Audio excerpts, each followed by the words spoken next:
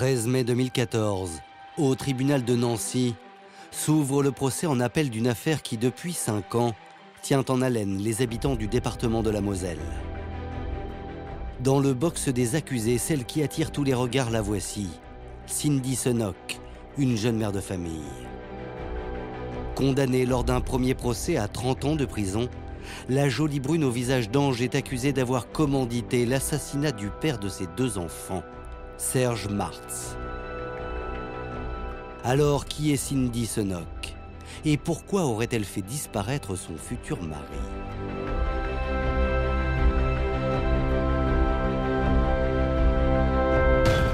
Ça se voyait qu'elle manipulait mon père comme si c'était un objet. Je crois qu'il était prêt à tout pour la garder. C'était sa chose, sa possession en fait. Il le décrit manifestement comme un monstre. Pour n'importe quel rapport, elle était OK. Donc je voyais mal mon père la forcer. Il lui aurait dit, mais qu'est-ce que tu veux qu'on fasse? Le liquider? C'est comme mettre une balle dans un barillet. Il va attaquer Serge comme il va au combat.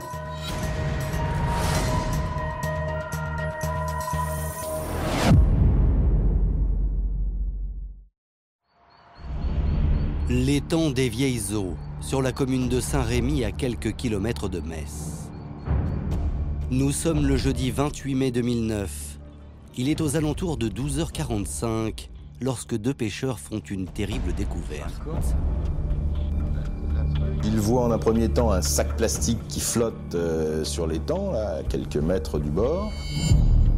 Et puis en y regardant mieux, il découvre un bras, une jambe, un tronc, une tête. C'est un corps qui gît là, sur le bord. Évidemment, ils préviennent aussitôt les forces de l'ordre. 20 minutes plus tard, les policiers arrivent sur place. Le cadavre que les enquêteurs découvrent est celui d'un homme d'une 40aine d'années, d'1,80 m, d'une forte corpulence, habillé avec un t-shirt et un pantalon de survêtement déchiré. Et immédiatement, un détail vestimentaire va faire comprendre aux enquêteurs qu'il ne peut s'agir d'un... Le cadavre n'est pas en possession de ses chaussures. Alors bon, on peut peut-être envisager l'hypothèse du suicidé qui se jette à l'eau en laissant ses chaussures sur le bord. C'est possible. Le problème, c'est qu'il n'y a pas de chaussures sur le bord. Les enquêteurs vont examiner soigneusement le terrain aux alentours de l'étang pour essayer de découvrir si la personne n'aurait pas laissé ses chaussures à proximité. Mais ces fouilles ne donnent rien. Aucune paire de chaussures n'est retrouvée, ni même aucun téléphone portable ou document d'identité.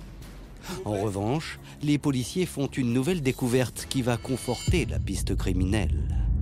Ils vont découvrir des clés de voiture qui ne sont pas là depuis longtemps puisqu'elles ne sont pas rouillées.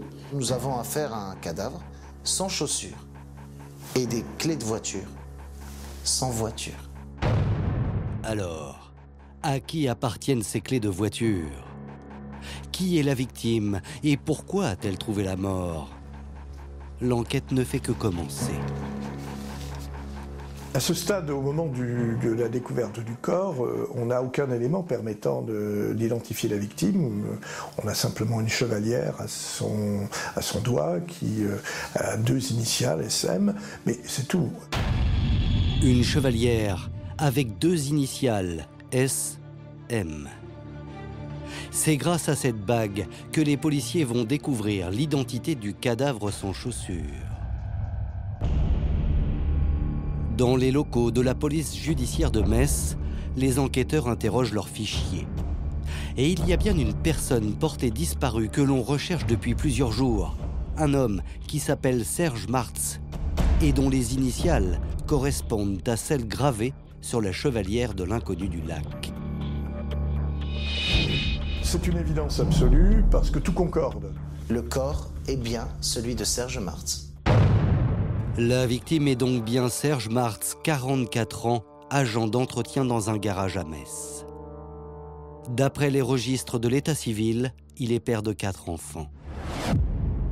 Et l'autopsie confirme très rapidement les circonstances du décès.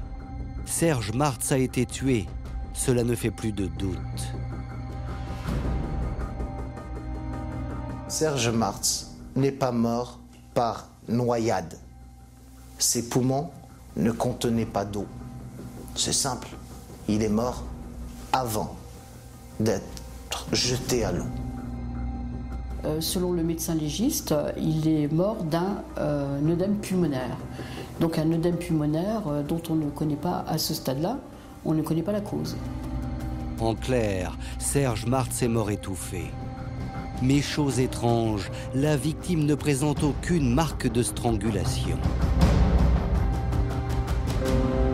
Enfin, le médecin légiste parvient à dater précisément l'heure du décès, entre 20h et minuit, dans la nuit du 26 mai 2009.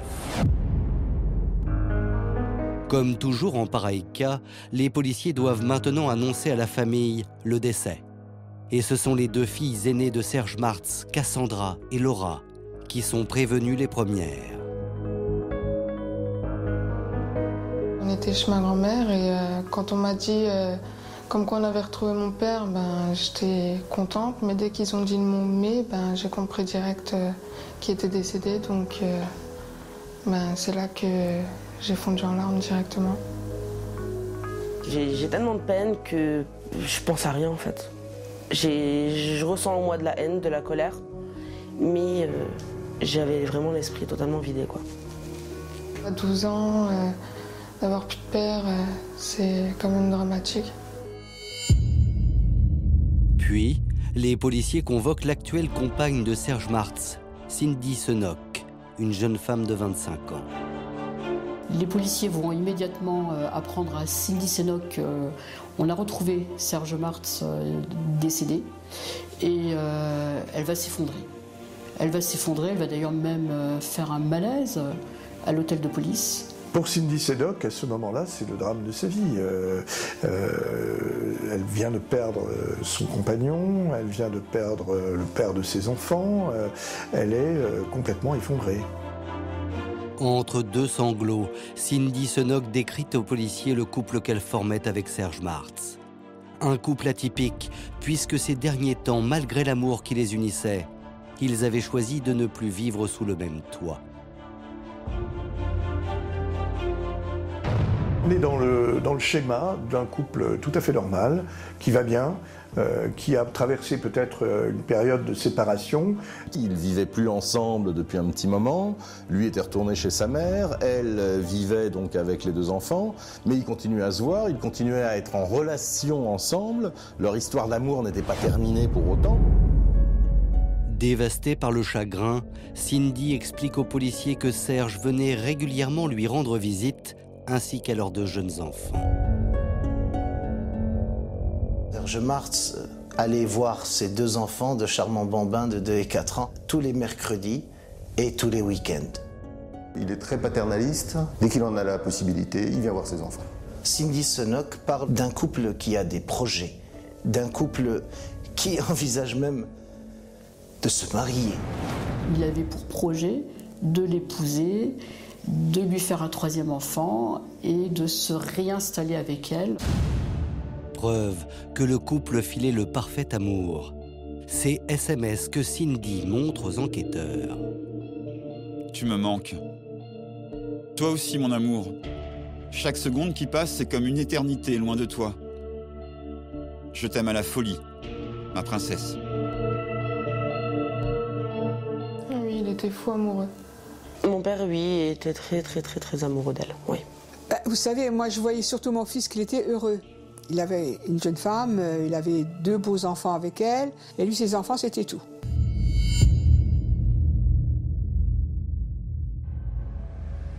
Dans les bureaux de la police judiciaire de Metz, Cindy est inconsolable. Cependant, elle va livrer aux policiers une piste. En effet, il semblerait que Serge Martz, la victime, est un ennemi. Cindy raconte que son compagnon a été agressé à 2 reprises.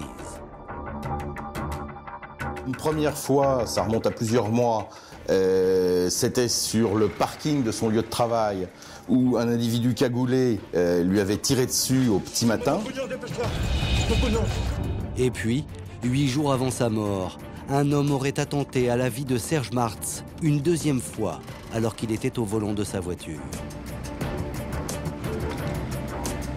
Il va le prendre en chasse à la sortie du casino. Il va essayer de le percuter avec sa voiture. Il avait réussi à s'en sortir, mais ça fait quand même, en l'espace de quelques mois, à 2 reprises, il est victime de choses un petit peu extraordinaires. 2 agressions. Un meurtre. Pour les enquêteurs, voilà qui est beaucoup pour un seul homme.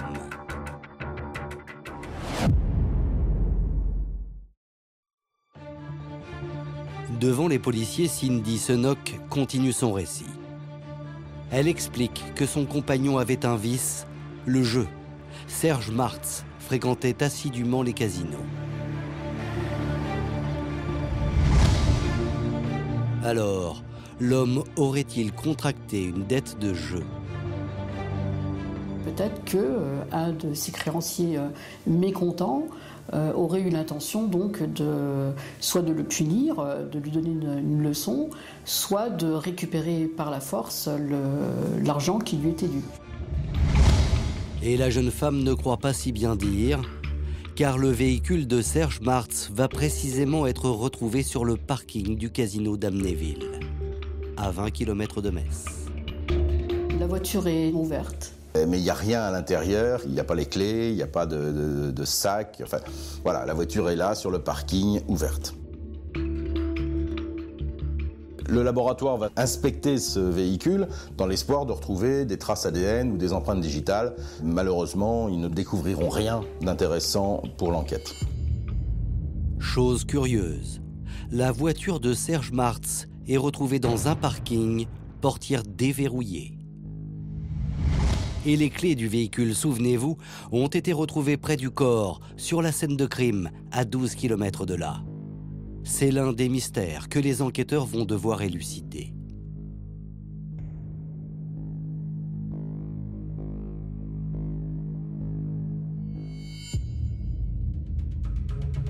Alors, le soir de sa mort, Serge Martz s'est-il rendu dans ce casino ? A-t-il été victime d'un kidnapping de la part de truands qui en voulaient à son argent? Mais cette piste ne va pas faire long feu, car l'enquête va démontrer que la victime n'est en réalité pas le flambeur que l'on voudrait faire croire. Recherche s'il a été au casino, s'il a gagné. Il joue 50, 100, 200 euros par, par soirée, par mise. Dans une soirée, il joue principalement d'ailleurs l'argent de sa mère. Mon fils n'était pas un flambeur du tout parce qu'on allait au casino avec mon argent à moi et on prenait une somme, une petite somme d'argent. On gagnait, on continuait à jouer, on perdait, on rentrait. Donc il n'y a aucune dette, ce ne sont pas des sommes importantes, rien qui puisse motiver un acte crapuleux sur le parking. De toute évidence, le ou les meurtriers de Serge Martz ont voulu orienter les enquêteurs sur une fausse piste. Et c'est un témoignage inattendu qui va venir donner un autre éclairage à cette affaire. Metz, le 2 juin 2009, 5 jours après la découverte du corps. Il est 17h lorsqu'une femme d'une quarantaine d'années se présente spontanément à l'hôtel de police. Elle demande à être reçue par les hommes de la police criminelle et dit détenir des informations cruciales sur le crime de Serge Martz. La femme va entrer en contact avec les enquêteurs et leur dire qu'elle a des révélations à leur faire par rapport, donc concernant le décès de Serge Martz. Cette femme, c'est elle, Annie Cartman, 42 ans, sans profession. Elle explique aux policiers bien connaître Cindy Senoc, c'est même une très bonne amie. Et le soir de la mort de Serge Martz, le 26 mai 2009, elle a reçu un SMS de la jeune femme. Un SMS pour le moins inquiétant. Je t'aime, ma petite maman chérie. Je t'aime, Mamounette, c'est tout bête, mais c'est un peu le cri du cœur de Cindy. Mes tripes se sont nouées parce que c'est le style de SMS qu'elle m'envoie quand elle n'est pas bien ou quand elle est sur le point de faire une bêtise. Je lui réponds, je lui demande ce qui se passe, mais je n'ai pas de réponse en retour. Et ce n'est pas tout. Quelques jours plus tard, Annick explique aux enquêteurs avoir reçu la visite de son amie Cindy. Et immédiatement, elle va comprendre que quelque chose de grave s'est passé. Et que Cindy sait des choses sur le meurtre de son compagnon. Elle est complètement renfermée sur elle-même, elle fume cigarette sur cigarette, tout le temps envoyer des SMS. Je sens qu'il y a quelque chose de pas clair. Et là, j'ai besoin d'avoir des réponses.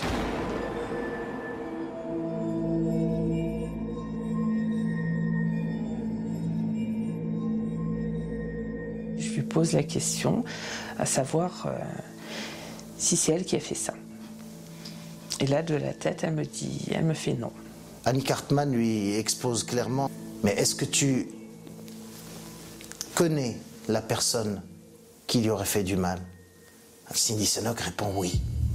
Cindy connaît celui qui a tué Serge Martz. En gros, elle avoue qu'elle a un lien avec le crime, mais qu'elle ne l'a pas commis elle-même. Annick est sous le choc. Sa meilleure amie connaît l'identité du meurtrier de son compagnon.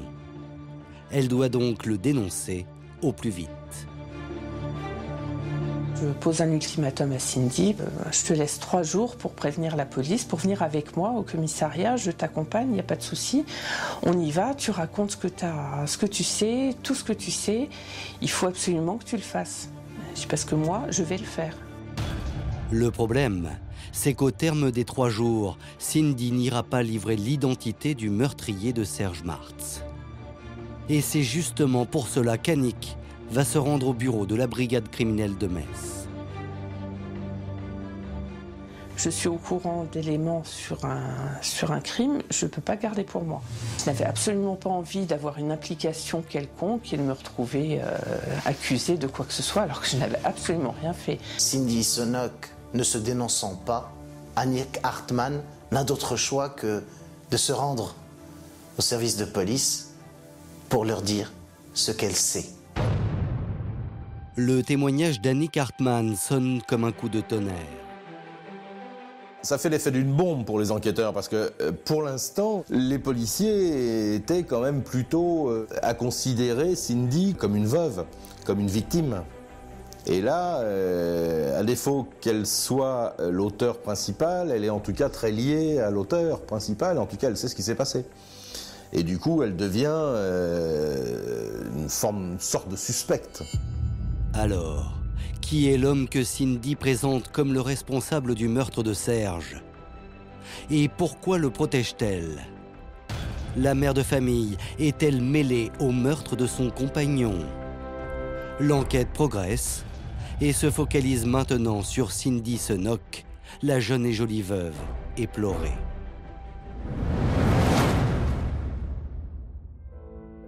Dans les bureaux de la police judiciaire, Annick Hartmann, la confidente, dresse le portrait d'une Cindy à l'enfance brisée. Très rapidement, je sens en Cindy une grande souffrance et je ne peux pas m'empêcher de la prendre sous mon aile. Selon Annick Hartmann, Cindy Senoc aurait vécu une enfance épouvantable.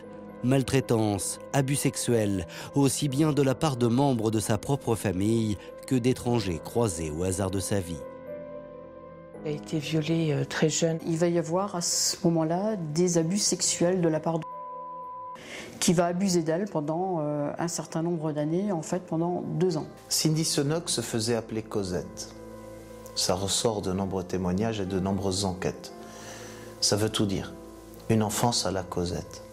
Une enfance très triste. Elle sera mise sur le trottoir par un ami de obligé de se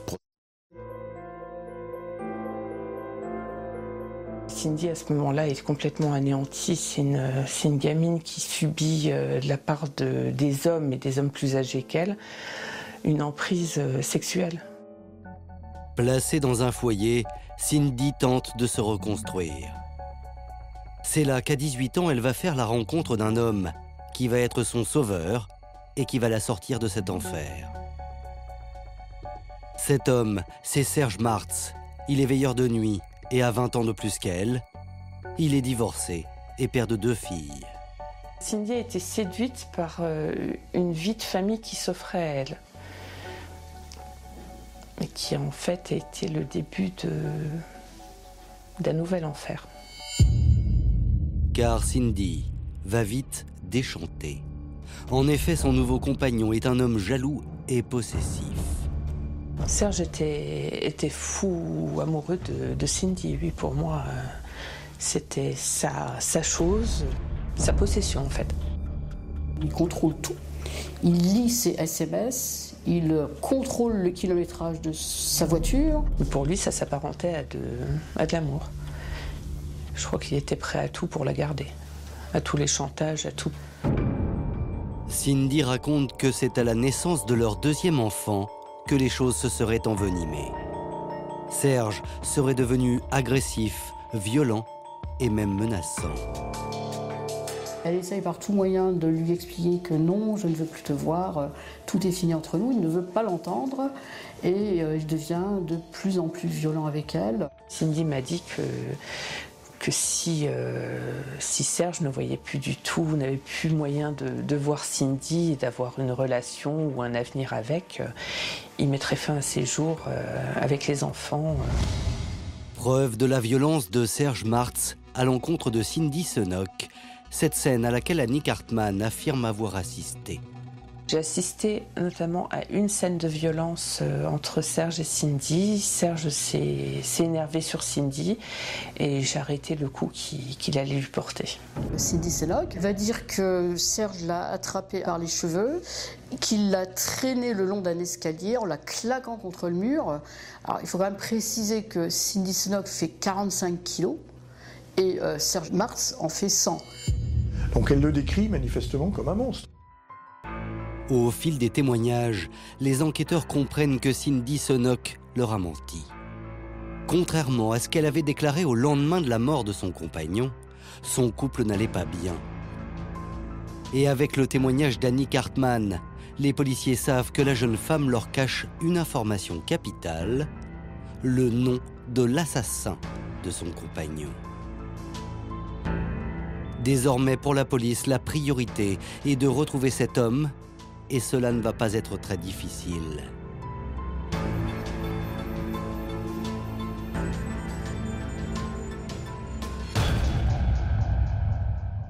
Le 29 mai 2009, lors de leur enquête de proximité, une voisine de Serge Martz va mettre les policiers sur une piste. Elle va révéler quand même une chose assez particulière, c'est la liaison qu'aurait Cindy Senoc avec le propre frère de Serge Martz, c'est-à-dire Robert Martz. Robert Martz, le propre frère de la victime, serait donc l'amant de Cindy Senoc. Et aussi incroyable que cela puisse paraître, tout le monde ou presque dans l'entourage de la jeune femme était au courant, à commencer par les propres filles de Serge. Il venait assez régulièrement quand mon père n'était pas là. Et une fois, le matin, quand je m'étais levée, il était dans la cuisine, en short. Donc j'en avais déduit qu'il avait passé la nuit ici. Et de là, j'ai fait le tilt, j'ai fait le rapprochement, donc j'ai dit ils sont ensemble. Cindy va même plus loin. Pour que Serge ne remarque rien, elle n'hésite pas à utiliser l'une de ses filles comme alibi.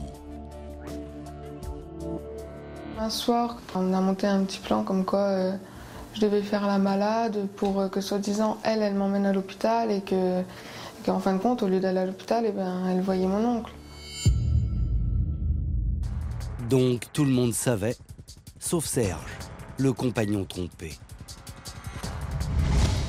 Alors résumons, une jeune fille infidèle, un couple au bord de l'implosion et un amant qui est le propre frère de la victime.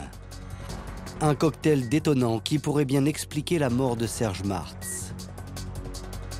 Dans 90% des cas, lorsqu'il y a un problème de disparition et qu'il y a un triangle amoureux, forcément, on interroge l'amant pour savoir s'il n'en serait pas responsable.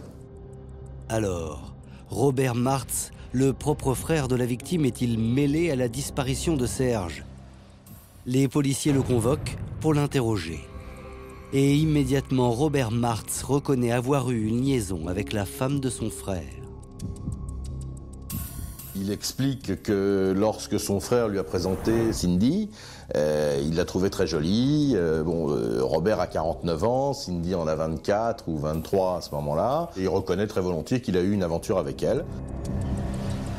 Il va leur dire, on avait des sentiments amoureux, je l'aimais. On a eu une relation qui a duré plusieurs mois. Elle envisageait, oui, de refaire sa vie avec, de se marier, d'avoir un enfant. Mais il y a un obstacle à ce projet, Serge Martz. Possessif et violent, l'homme ne veut pas entendre parler de séparation. Alors, Cindy va imaginer une solution capable de régler tous ses problèmes. C'est ce que Robert Martz raconte aux policiers. La jeune femme lui aurait demandé d'assassiner son propre frère. Cindy Senoc lui a demandé de le tuer. Mais aux enquêteurs, Robert Martz explique qu'il a refusé de tuer son frère. Alors avec Cindy, ils ont mis au point un véritable guet-apens pour lui faire peur. La scène se passe le 30 août 2008, vers 4 h du matin. Robert Martz, cagoulé et armé d'un pistolet à plomb, attend son frère dans le parking de la société où Serge travaille. Il agresse au début Serge Martz comme un vulgaire voleur. Serge essaye d'ouvrir la portière. Ça se passe mal, il s'affole, il tire. Serge va mettre son bras pour se protéger, donc il va avoir des éclats au niveau du bras et au niveau de l'œil.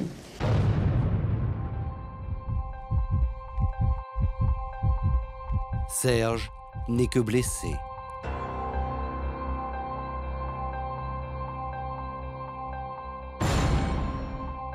Paniqué, Robert s'enfuit. Devant les enquêteurs, il explique avoir compris que ce jour-là, par amour, il était allé trop loin. Il affirme que depuis, il a mis fin à sa relation avec Cindy et surtout qu'il n'est pour rien dans la mort de son frère. D'ailleurs, les policiers savent que Robert Martz dit vrai et que le 26 mai 2009, il ne pouvait pas être sur la scène de crime. En effet, comme l'atteste la géolocalisation de son portable, Robert était en déplacement professionnel près de la frontière belge. En revanche, le téléphone de Cindy Senoc, la mystérieuse et séduisante mère de famille, n'est pas localisé à l'endroit où elle le prétendait. Mademoiselle Senoc a particulièrement menti aux enquêteurs lorsqu'elle a affirmé qu'elle était chez elle au moment où elle a téléphoné à Serge Martz, alors qu'au moment de ce coup de fil, eh bien, c'est la borne de Voipy-Saint-Rémy à l'endroit de la découverte du corps qui est actionnée. Ce soir-là, Cindy n'était donc pas chez elle, à Moyeuvre-Grande, mais elle se trouvait à 20 km de là, sur les lieux du crime. Et les policiers ne sont pas au bout de leur surprise. Ils vont chercher quels étaient les téléphones présents sur place, à la même heure, au même endroit, le même jour. Et là, les policiers découvrent que Cindy n'était pas seule. Un deuxième téléphone bip au même endroit. Les enquêteurs vont découvrir le possesseur donc, du téléphone qui a marqué les bornes dans la zone et vont mettre un nom donc, sur ce possesseur. Il s'agit de Jérémy Zimmer. Jérémy Zimmer, ce nom est inconnu des forces de police. Mais serait-il l'homme que Cindy protège? Les enquêteurs en sont persuadés et ils ne vont pas tarder à le retrouver.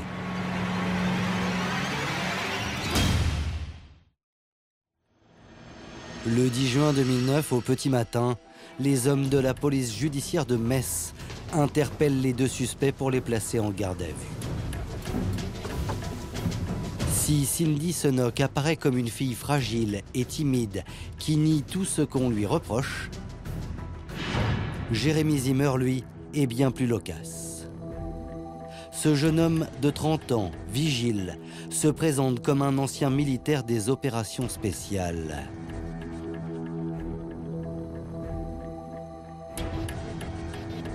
Il se présente comme un guerrier, aguerri au combat. Il va leur indiquer qu'il était à l'armée engagé à l'âge de 18 ans, qu'il était dans les commandos, il était sergent, il a fait des missions spéciales au Kosovo, à Djibouti.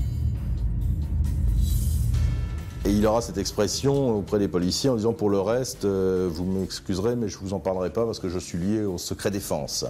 On peut penser à ce moment-là que c'est quelqu'un qui est capable de tuer, qui a été entraîné pour ça. Les policiers ont un type qui peut tuer à main nue en face d'eux. Et lorsque les policiers demandent à Jérémy Zimmer s'il est l'amant de Cindy Senoc, le militaire confirme. Il serait tombé sous le charme de la jolie brune quelques mois auparavant.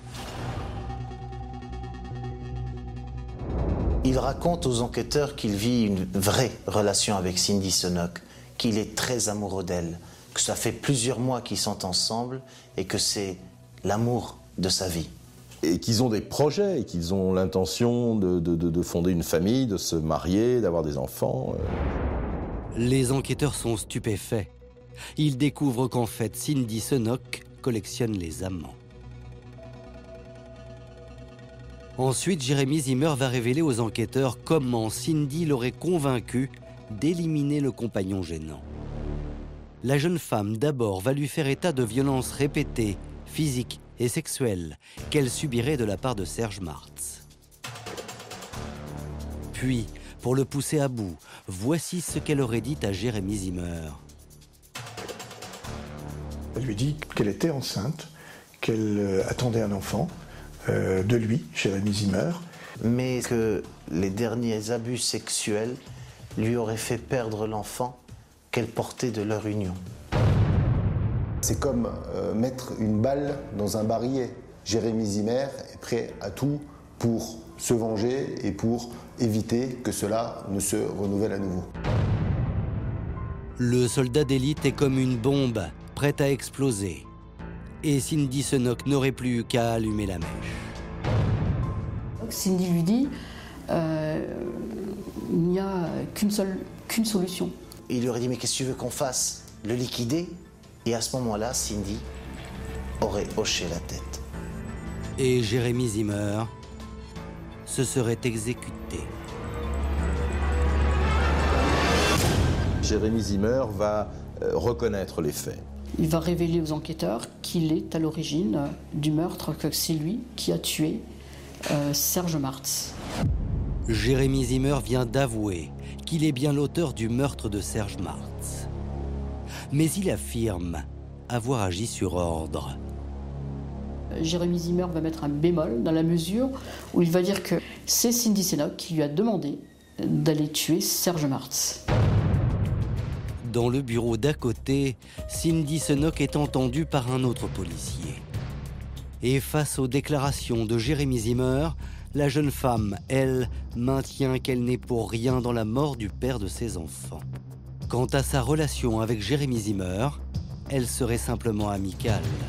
Cindy Senoc nie complètement le fait qu'elle soit encore en couple avec Jérémy Zimmer. Elle dit, de la même manière que pour Robert Martz, qu'il s'agit d'une histoire ancienne. Alors, pour la pousser aux aveux, les policiers vont mettre la jeune femme face à tout ce qui l'accable. La géolocalisation de son portable, qui prouve qu'elle se trouvait bien sur le lieu du crime. Il y a cette agression avec cette fois Robert Martz, le propre frère de la victime. Et puis, il y a ses aveux auprès de sa meilleure amie, Annick Hartmann. Acculée, Cindy craque et finit par avouer être l'instigatrice du meurtre de son compagnon. Voici ce qu'elle déclare aux policiers. Mademoiselle Senoc, avez-vous voulu en finir avec Monsieur Martz? Oui, Lui avez-vous tendu un piège? oui.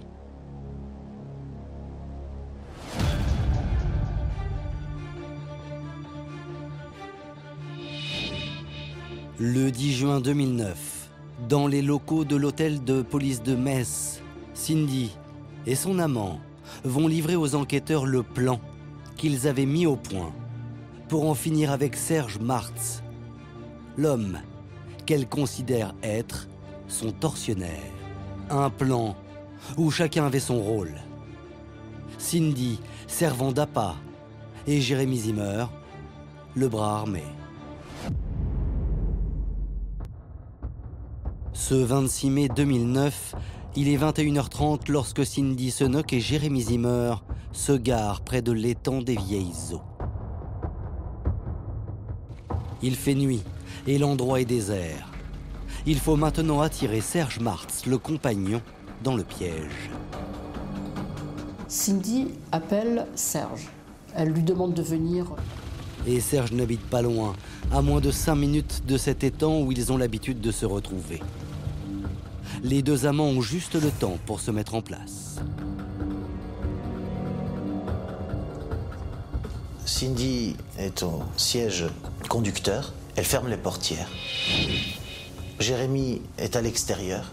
Il est habillé en une tenue de vigile, tout en noir. Il se cache derrière le véhicule. Tapis dans l'obscurité, prêt à bondir. Quand Serge Martz engage sa Renault 5 sur le sentier pour rejoindre Cindy, il est loin de se douter que la mort l'attend au bout du chemin. Le véhicule de Cindy Senoc lui fait des appels de phare. Il descend. Il se rend vers le véhicule de Cindy. Il essaye d'ouvrir la porte pour rentrer ou pour discuter avec elle. Et évidemment, elle n'ouvre pas la porte. À ce moment-là, Jérémy Zimmer lui saute dessus. Il va attaquer Serge comme il va au combat. Serge est un adversaire bien plus redoutable qu'il ne l'avait imaginé. Il est beaucoup plus costaud que lui. Il fait 100 kilos, et il se défend, il bouscule. Les deux hommes tombent lourdement par terre. La bagarre est très violente. Le combat entre les deux hommes va durer quand même plusieurs minutes. En fait, Jérémy Zimmer et Cindy Senoc se rendent compte qu'ils ont sous-estimé la force de Serge Martz. Alors, pour le neutraliser, l'ancien soldat d'élite n'a d'autre solution que de pratiquer une technique redoutable, utilisée lors de ses missions au Kosovo, la prise de la sentinelle.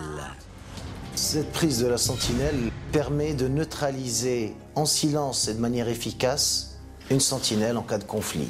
Il le serre, il le comprime toutes ses forces et il va lui bloquer la respiration de manière à entraîner son asphyxie.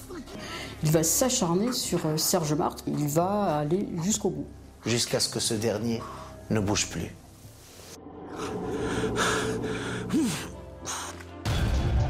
Jérémy Zimmer vient de tuer le père de famille.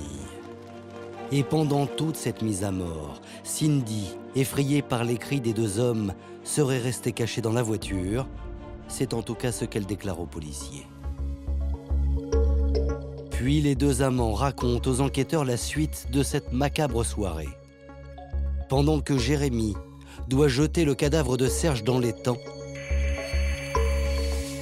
Cindy, elle, est censée conduire la Renault 5 de son compagnon sur le parking du casino d'Amnéville pour faire croire à la piste d'un règlement de compte suite à une dette de jeu. Seulement voilà, un nouvel événement va perturber ce scénario. Dans la bagarre, Serge Martz a perdu les clés pendant qu'il roulait à terre. Les clés étaient certainement dans la poche de Serge. Toujours est-il qu'elles ont disparu. Il fouille ses poches, il n'y a rien. À ce moment-là, Cindy va se souvenir qu'elle possède chez elle un double des clés de la voiture de son compagnon. Alors, les deux amants laissent sur place le cadavre et décident d'aller les chercher. 1 heure plus tard, de retour à l'étang des Vieilles Eaux, Cindy et Jérémy peuvent enfin poursuivre leur plan. Cindy va sur le parking du casino. Pendant ce temps-là, Jérémy Zimmer exécute ses basses besognes. La volonté de Jérémy Zimmer est de faire croire à un acte crapuleux. Donc il vole certains effets personnels de Serge Martz et ainsi il lui prend ses téléphones portables, son portefeuille et également ses chaussures. Il dit moi je lui ai attaché les pieds, Serge est sur le dos. Il va donc lui faire remonter le talus en tirant avec sa corde et il va ensuite pousser le corps dans l'étang pour le faire disparaître.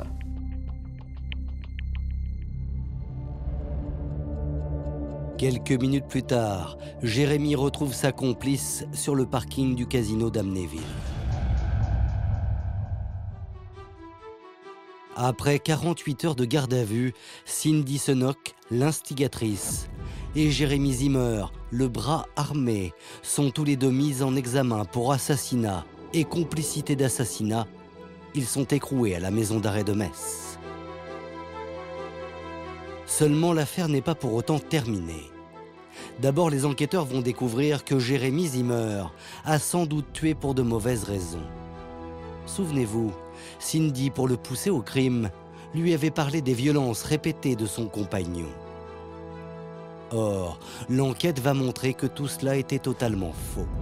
Quand ils vont analyser toute la téléphonie et surtout les textos, les SMS entre Cindy et Serge, ils vont absolument pas retrouver l'ambiance qu'elle décrit du couple. On relève qu'il y a des mots d'amour, où il y a un attachement tout particulier, une intimité très grande, et surtout pas de violence, de menaces ou d'agressivité. Et les policiers ont beau chercher, contrairement à ce que dit Cindy, rares sont les proches de la victime qui décrivent Serge comme un homme violent. Son ex-femme est d'ailleurs la première à s'indigner de ces accusations. J'ai été mariée avec lui 2 fois, il aurait été violent. Je ne me serais pas mariée une 2e fois, il ne m'a jamais tapé. Non, il n'était pas violent, bon, sauf une fois, voilà. Elle a monté tellement en pression que c'est parti un petit peu en vrille, mais pas au point de l'égorger, quoi, on va dire. Il y avait certes des épisodes difficiles, de tension, mais personne ne peut dire que Cindy Senoc se faisait violenter. Les enquêteurs ont manifestement le sentiment que ce que raconte Cindy Senoc est faux. Pour la justice, Cindy Senoc veut se débarrasser de Serge Martz pour ensuite être totalement libre, vivre sa vie, et éventuellement avec Jérémy Zimmer. Et Cindy est une manipulatrice hors pair, prête à tous les mensonges pour pousser à bout son amant et le convaincre de tuer son compagnon. Souvenez-vous, elle avait dit à Jérémy Zimmer qu'elle portait un enfant de lui et qu'elle l'avait perdu suite aux violences de son compagnon. Or, une nouvelle fois, toute cette histoire n'est qu'affabulation. La justice va s'en apercevoir en demandant un test de fertilité pour l'amant de Cindy. Des examens médicaux ont été effectués sur Jérémy et il se trouve qu'il souffre d'une maladie qui fait qu'il est stérile. Et à ce moment-là, il comprend qu'il a été manipulé depuis le début. On voit quelqu'un qui recherche des gens, pas parce qu'elle les aime, mais parce qu'ils sont capables d'arriver au but qu'elle recherche. C'est quelqu'un de machiavélique, et enfin c'est quelqu'un de diabolique. Au final, Cindy Senoc ne serait donc pas la victime d'un compagnon violent comme elle le prétend. En réalité, c'est une croqueuse d'hommes qui aurait manipulé toutes ses conquêtes pour parvenir à ses fins.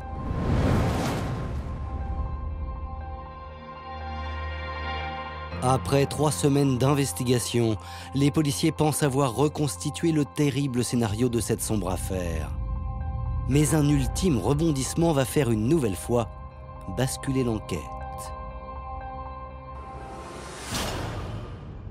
Le 28 juillet 2009, le juge organise la reconstitution du meurtre en présence des 2 accusés.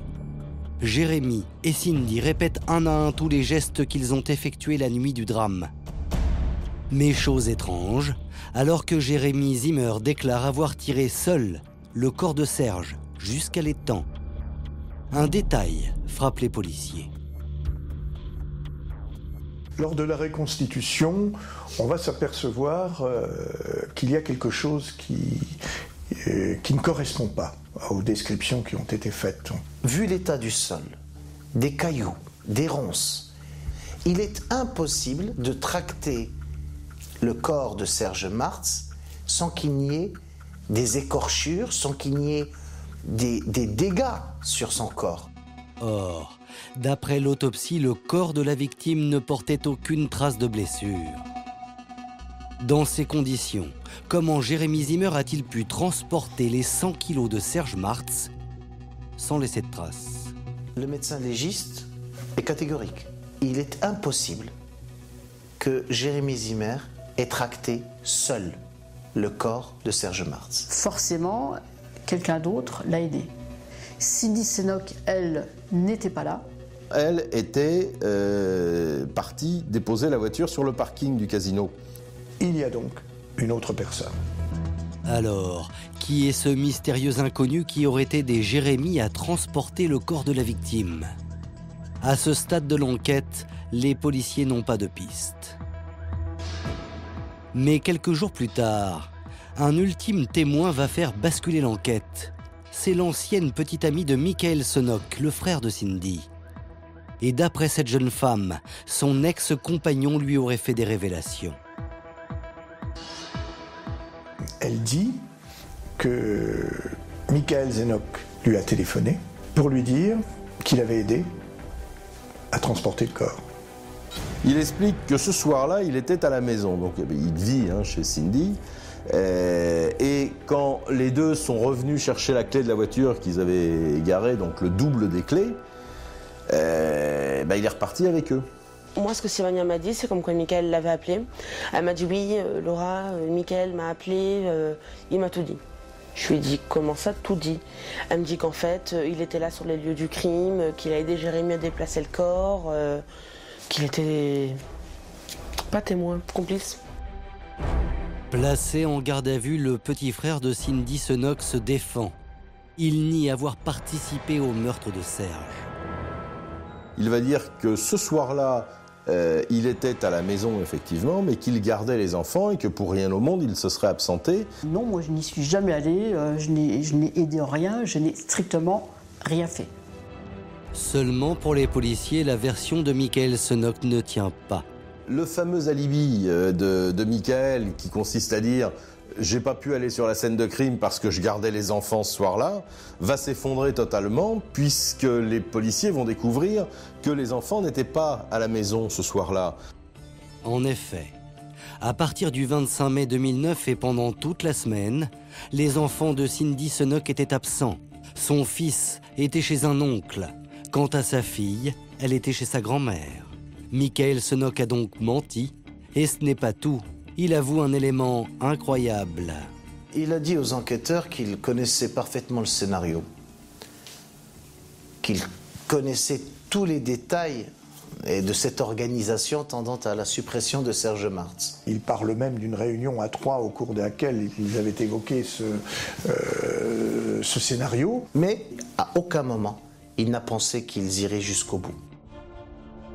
Michael Senoc est donc mis en examen pour non-dénonciation de crime, mais aussi pour recel de cadavres. Robert Martz est poursuivi pour violence avec arme. Jérémy Zimmer est mis en examen pour assassinat et tentative d'assassinat. Quant à Cindy Senoc, le cerveau présumé, elle est mise en examen pour complicité d'assassinat.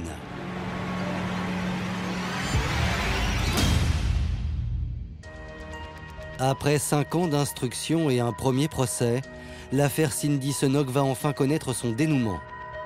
Le 13 mai 2014, le procès en appel de ceux que les journaux surnomment les amants diaboliques s'ouvre à Nancy. Dans le box, Michael Senoc, le frère de Cindy. Jérémy Zimmer, l'amant. Et Cindy Senoc. Condamnée à 30 ans de prison en première instance, la jeune femme espère bénéficier cette fois de circonstances atténuantes au regard de son enfance douloureuse.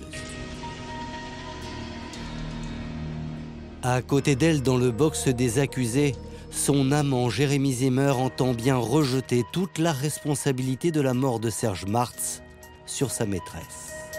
Il est en colère parce qu'il ne voulait pas qu'il y ait appel et qu'il ne voulait pas que la famille de la victime ait à revivre les douloureux moments qu'a connus Serge Martz avant de décéder. Et il a demandé à la famille de Serge Martz de lui pardonner. Certains membres lui ont déjà dit que de leur côté, elles avaient compris qu'il n'avait pas agi de son plein gré et qu'il a été entièrement manipulé par Cindy Senoc. C'est donc seule que Cindy va devoir affronter la famille de Serge Martz. Cindy Senoc est la cible au procès de toute la famille Martz. Tout le monde s'est acharné contre elle. En fait, on l'a présentée comme une manipulatrice, et ce qu'elle n'est absolument pas. Elle est une victime et elle reste une victime. La jeune femme subit les assauts de l'accusation, impassible. Les moments forts du procès, c'est de se rendre compte à quel point Cindy Senoc paraît fragile. Elle est tellement douce, elle est jolie. C'est une belle femme. Et c'est ça qui est ressorti. Parce que, en même temps, il y avait cette fragilité, mais il y avait également ce qu'elle était capable de faire. Le plus fort, c'est indiscutablement l'audition de Cindy Senoc, qui n'a pas pu faire autrement que reconnaître qu'elle avait été indiscutablement l'élément moteur, l'élément déclencheur de ce crime. Et le témoignage de Robert Martz, celui qui, souvenez-vous, avait agressé son propre frère, va ternir un peu plus l'image de Cindy Senoc. Alors pendant le procès, qui a duré plusieurs jours, on n'a jamais eu le sentiment que Cindy Senoc était amoureuse de Robert Martz. L'inverse, en revanche, a bien été ressenti au cours de ce procès. Ce qui renforçait la thèse de la manipulation de Cindy Senoc à l'égard des hommes. Après 4 jours de procès, le verdict tombe pour les accusés. Michael Senoc, le frère de Cindy, écope de 2 ans de prison ferme pour non-dénonciation de crime et recel de cadavres. En effet, pour la cour d'assises, il a aidé à porter le corps de la victime jusqu'à l'étang. Jérémy Zimmer, lui, est condamné à 25 années de prison. Robert Martz n'a pas été rejugé en appel. En première instance, il avait écopé de 2 ans de prison avec sursis pour violence volontaire. Et enfin, pour Cindy Senoc, l'instigatrice, la peine s'abat comme un couperet. Elle est condamnée à 30 ans de prison pour complicité de violence volontaire et complicité d'assassinat. On est satisfait puisque, même si c'est une peine lourde, c'est une peine juste et méritée. Pour la mère de Serge Martz, la sentence est une délivrance. Je suis très contente du verdict. Au moins, la justice, elle a été rendue là aussi. Elle a fait trop de mal à tout le monde. À beaucoup de personnes, elle a fait trop de mal. Cindy Senoc est aujourd'hui incarcérée à la prison de Nancy.